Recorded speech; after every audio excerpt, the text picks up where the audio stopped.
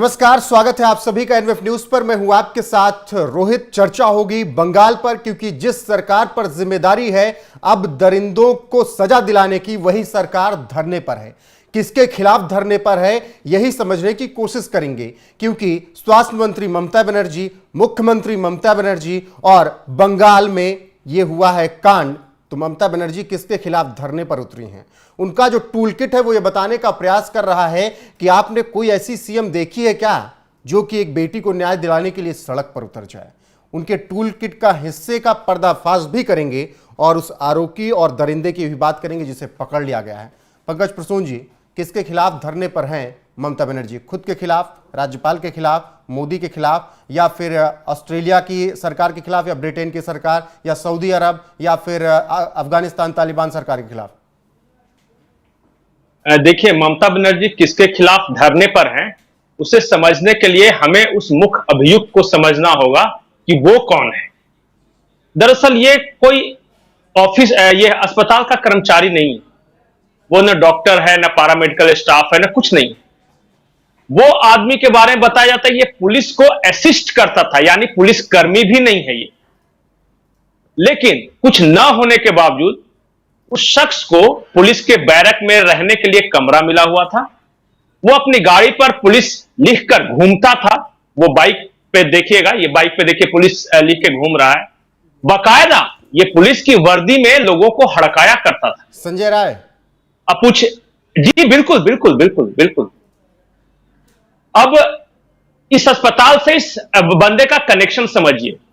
आप बंगाल के किसी भी सरकारी अस्पताल में चले जाएं, बिना दलाल को पकड़े हुए वहां एडमिशन नहीं होता।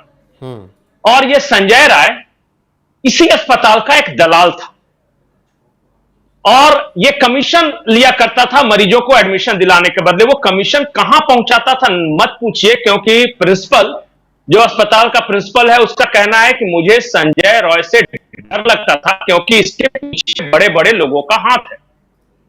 समझ गए? अब ये क्या हुआ था कि घटना वाले दिन, बताया जाता है घटना वाले दिन ये करीब 10 बजे के आसपास आया था। कुछ डॉक्टरों के साथ गुफ्तगू हुई, फुसफुसाहट। उसके बाद एक मरीज के परिजन के साथ बैठकर अस्पताल के अंदर इसने दारू पी और फिर वो गया। और जाने के सोचिए, बहुत हाई सिक्योरिटी एरिया है वो अस्पताल, ऐसा नहीं है कि कोई चौपाटी है कोई भी टहलता हुआ इधर आ जाए। वो 3 बजे आता है, वो कॉन्फ्रेंस रूम में जाता है और वो रेप करता है। और रेप करने के बाद वो आराम से निकलता है। चीख चिल्लाहट झगड़ा सबके सबूत है। आज जो पोस्टमार्टम रिपोर्ट आई है, कल आई थी, उसमें ये लिखा हुआ साफ साफ है कि लड़की ने बहुत प्रतिशोध किया। और जो इतना ज्यादा प्रतिशोध किया कि जो लड़ाई झगड़ा हुआ उसमें उसके चश्मे का शीशा टूटकर उसकी आंखों में धंसा है, उस बच्ची की आंखों में धंसा है। कई जगह कट मार्क्स हैं उसके शरीर पे। जब कॉन्फ्रेंस रूम में इतना प्रतिशोध हो रहा है तो उस कॉन्फ्रेंस रूम के अगल बगल क्या है पता है आपको? 50 मीटर की दूरी पर वो हार्ट सेक्शन है जहां दिल के मरीजों का इलाज होता है। उसके बाद बगल में एक डॉक्टर का रूम है जहां रात में जो ड्यूटी वाले डॉक्टर मौजूद हैं उनमें से किसी को कुछ पता नहीं चला है। और सुबह सुबह कहा जा रहा है कि सुबह 7 बजे इस चीज को जानकारी मिली, मतलब 3 बजे से 7 बजे तक एक महिला डॉक्टर जो कि ड्यूटी पे थी, किसी को नहीं पता, उसके बारे में किसी ने सुध लेने की कोशिश नहीं की कि वो ड्यूटी पे है कि नहीं है, क्या कर रही है, कुछ नहीं पता। ये समझ में आ गया घटना। अब 3 बजे से 7 बजे तक कितने घंटे हुए? 4 5 6 7 4 घंटे तक न उसके बारे में पता करने की कोशिश की, न जो मरीज जिसको ये अटेंड कर रही थी उसने डॉक्टर को बुलाया, किसने कुछ नहीं किया।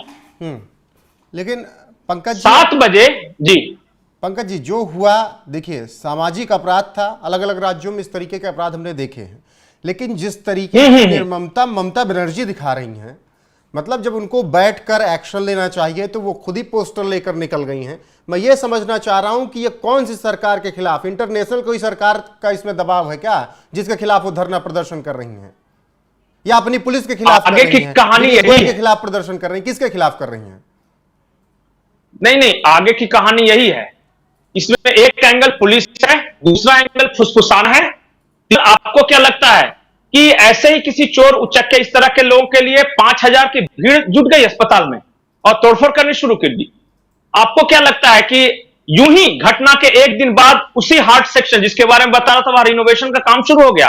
दरअसल ये कवर अप ऑपरेशन था। और इल्जाम ये है और बहुत सारे लोग ये आरोप लगा रहे हैं कि बंगाल पुलिस की इसमें एक्टिव भूमिका थी कि किस तरह मामले को दबा दिया जाए। अब वो मेडिकल कॉलेज का प्रिंसिपल जो है वो यूं ही नहीं कह रहा है कि जो डॉक्टर जिसके साथ ये हुआ है उसको साइकोसिस बीमारी थी, कुछ दिमागी रूप से वो विचलित थी। वो आपने बंगाल पुलिस आप का बताइए जिक्र किया पंकज जी, तो बंगाल पुलिस तो धमकी दे रही है कि अगर ट्वीट किया तो देख लेंगे, कैरियर कर लेंगे। इनकी गुलामी कर रहे हैं क्या वहां पर लोग? एक दिन में 12 डॉक्टरों का ट्रांसफर हुआ है। 12 डॉक्टर, वैसे डॉक्टर जो इंसाफ की मांग कर रहे थे। तो ये ममता आज के की लिए काम खबर कर रहे हैं, जनता के लिए काम कर रही है विनीत गोयल की पुलिस। ऑफ कोर्स इनका ट्रैक रिकॉर्ड देख लीजिए, ये प्योर ममता के प्यादे हैं। पहले भी इस तरह का एक केस हुआ है, वहां भी इन्होंने कवर अप ऑपरेशन इस तरह चलाया था, वहां भी कट मार्क्स ये सारी चीजें हुई थी। क्योंकि वो इतना हाईलाइट नहीं हुआ था, रेजिडेंट डॉक्टर हड़ताल पर नहीं गए थे, दिल्ली की मीडिया नहीं आई थी, तो वो मामले को दबा दिया गया। और यहां भी वही कोशिश थी, सेम मोडस ऑपरेंडी। और ये भी कोर्ट में कहा गया है, ये मैं अपने मन से नहीं बोल रहा हूं, कि विनीत गोयल ने सेम यही मोडस ऑपरेंडी उस केस में भी अपनाया था। शिप्रा घोष अब 2013 पूछिए वाले कि मामले में। हाँ बिल्कुल, शिप्रा घोष 2013 वाले में। अब मैं बताता हूं आगे की कहानी। ये तो होगी घटना। कहानी ये है कि एक एक दलाल को महीने का 6-6 लाख रुपए कमीशन मिलता था। उसमें कहा गया कि 40,000 इस सुजय रॉय को मिलते थे, बाकी ऊपर पहुंचाता था। इस तरह के कितने अस्पताल में? बहुत सारे होंगे बंगाल में, बहुत सारे अस्पताल होंगे इस तरह के बंगाल में। सारा कलेक्शन कहां जाता था? आदत यह है कि ये हेल्थ डिपार्टमेंट में जाता था ये सारा कलेक्शन। हेल्थ डिपार्टमेंट की चीफ कौन? हेल्थ डिपार्टमेंट की चीफ कौन? ममता बनर्जी। ममता बनर्जी। ऑफ कोर्स स्वास्थ्य मंत्री वही हैं। और सिर्फ मरीजों को भर्ती करा के दलाली वसूलने का नहीं है। अस्पतालों में जो दवाएं आ रही हैं, सीसीटीवी कैमरे लग रहे हैं, सब में भ्रष्टाचार के आरोप जी बिल्कुल। ये कहा यह जा रहा है कि ये सैकड़ों करोड़ का घोटाला था। इस लड़की ने उस घोटाले को एक्सपोज करने की धमकी दी थी अपने कलीग्स को, और उसके बाद ये सारा कुछ हुआ है। बिल्कुल। अब आखिरी सवाल, हाँ पंकज जी कंप्लीट कीजिएगा, फिर आखिरी सवाल। अब पता चला अब पता चला कि ममता बनर्जी स्वयं क्यों सड़कों पर उतरी हैं। इतना बड़ा संदेश खाली हो गया, बंगाल में इतनी महिलाओं का पर रेप हो गया, अत्याचार हो गया, जिंदा मार के लटका दिया गया, पेड़ में जिंदा जला दिया गया, लेकिन मुख्यमंत्री नहीं उतरी। मुख्यमंत्री पहली बार उतरी है सड़कों पे इस मामले में लेके, महिलाओं के किसी मामले में नहीं है। और सबसे बड़ी बात, इस मामले को लेकर टीएमसी के किसी नेता को बोलने की इजाजत नहीं है। कितनी भी महिला अधिकारों के लिए बोलने वाली सागरिका घोष हो जाए, महुआ मोइत्रा हो जाए, कोई भी एक शब्द नहीं बोलेगा। और महिलाओं को लेकर उतरी है।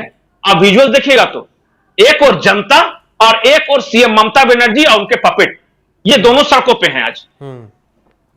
ठीक है पंकज जी, समझिए चीजों को। देर हो जाए उससे पहले अब केंद्र सरकार को एक्शन लेना चाहिए, क्योंकि बंगाल में कोई पहली ऐसी घटना नहीं है। बहुत सबूत है कि बंगाल को अपने हाथ में लिया जाना चाहिए। अब बहुत सारे, ये काम बहुत पहले हो जाना चाहिए था। ये काम संदेश खाली के वक्त हो जाना चाहिए था। ये काम जब पंचायत चुनाव के दौरान 131 बीजेपी कार्यकर्ताओं की हत्या हुई तब हो जाना चाहिए था। ये काम तब हो जाना चाहिए था जब रिग्ड इलेक्शंस के आरोप लगे कि बम मार दे रहा है, कोई ईवीएम लेके भाग जा रहा है, ये होना चाहिए था। अब ये मामला सुप्रीम कोर्ट पहुंचा है। ये जो बंगाल रेप कांड का मामला सुप्रीम कोर्ट पहुंचा है। सुप्रीम कोर्ट में दरख्वास्त की गई है कि बंगाल पुलिस और बंगाल सरकार को इससे बिल्कुल अलग रखा जाए। वो पूरी जांच में बाधा डालने की कोशिश कर रहे हैं। ममता बनर्जी यूं ही नहीं बोल रही कि सीबीआई 2 दिन के अंदर जांच करे, या नहीं तो हम ये कर देंगे वो कर देंगे। इतना हाई सिक्योरिटी जोन में ऐसे ही 5,000-7,000 लोग नहीं आ जाते तोड़फोड़ करने के लिए। बिल्कुल। ये घटिया से घटिया बॉलीवुड फिल्म का जो विलेन होता है उससे भी ज्यादा खतरनाक लोग हैं ये। भेजे ना नोटिस, मैं तो कह रहा हूं, चैलेंज कर रहा हूं कि भेजो नोटिस। मीडिया ट्रायल कह रहे हैं, आरोप लगा रहे, मीडिया ट्रायल होगा, क्यों नहीं होगा? आपका जिस हॉस्पिटल में हुआ उस हॉस्पिटल का प्रिंसिपल गिरफ्तार है और वो कह रहा है कि मुझे डर लगता था संजय रॉय से क्योंकि उसके पीछे बहुत बड़े लोगों का हाथ था। क्या उसका बयान को गंभीरता से नहीं लेना चाहिए? कौन से बड़े लोग थे? एक मेडिकल कॉलेज के प्रिंसिपल से बड़े लोग कौन थे जो इसमें दबाव बना रहा था?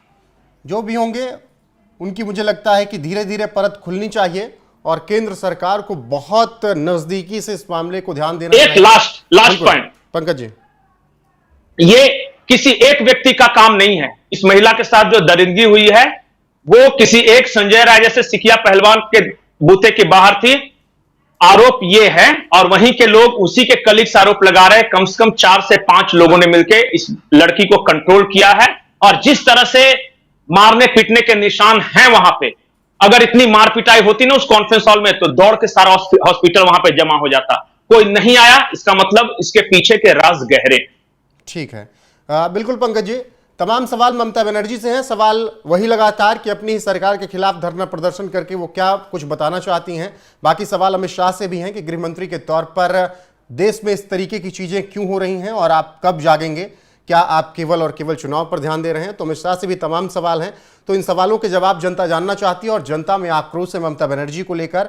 बंगाल ही नहीं, इसके अलावा राजधानी दिल्ली में हो या फिर देश के अलग अलग हिस्सों में ममता बनर्जी के खिलाफ इस वक्त लोग बोल रहे हैं और कह रहे हैं कि बंगाल हाथ से निकले इससे पहले केंद्र सरकार को कुछ सोचना चाहिए। पंकज जी, जुड़ने के लिए बहुत बहुत शुक्रिया। और लोग क्या कुछ कह रहे हैं आपको वो सुनाते हैं और इस खबर पर आपकी राय क्या है कमेंट करके जरूर बताइएगा। नमस्कार।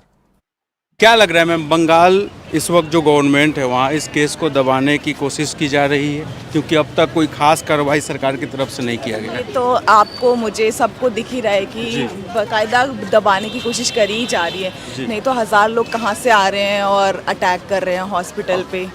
कोई तो भेज ही रहा होगा। बीते दिनों जो अटैक हुआ, क्या लग रहा है डॉक्टरों की आवाज़ को दबाने के लिए कोशिश की गई? हाँ, डॉक्टरों की आवाज़ को तो दबाने की कोशिश, साथ में जो हमारे कलीग के साथ हुआ है उसका जो भी एविडेंस था उसको पूरा डाइल्यूट करने की कोशिश के लिए ये सब अटैक वगैरह। क्या लग रहा है जो एविडेंस है उसे मिटाया जा रहा है? हाँ, बिल्कुल मिटाया जा रहा है। तब आप सोचिए रेनोवेशन का काम कितने टाइम में स्टार्ट होता है हमारे इंडिया में, सदियों बीत जाते तब जाके कुछ नया चीज़ बनता है। आप सोचो just after 5 days of that attack, उसके बाद 5 दिन में ही रिनोवेशन स्टार्ट हो गया। ऐसा कभी होते देखा, इतना जल्दी कोई काम होते हुए देखा है सरकार की तरफ से? इससे पहले हमने देखा देश की राजधानी दिल्ली में निर्भया कांड होता है, उसके बाद एक बड़ा मैसेज देश में जाता है, लेकिन क्या अब भी समाज नहीं जागा है?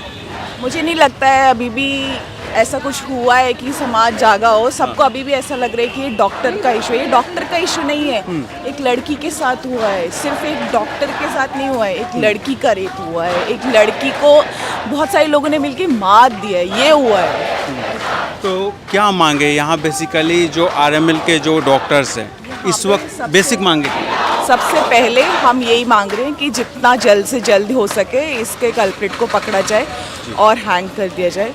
दूसरी चीज़ हम ये मांग रहे हैं कि उसके जो पेरेंट्स हैं उसके लिए 1 करोड़ का अलाउंस मिले। तीसरी चीज़ हम जो सेंट्रल प्रोटेक्शन एक्ट होता है हेल्थ केयर प्रोफेशनल्स के लिए, उनके लिए है।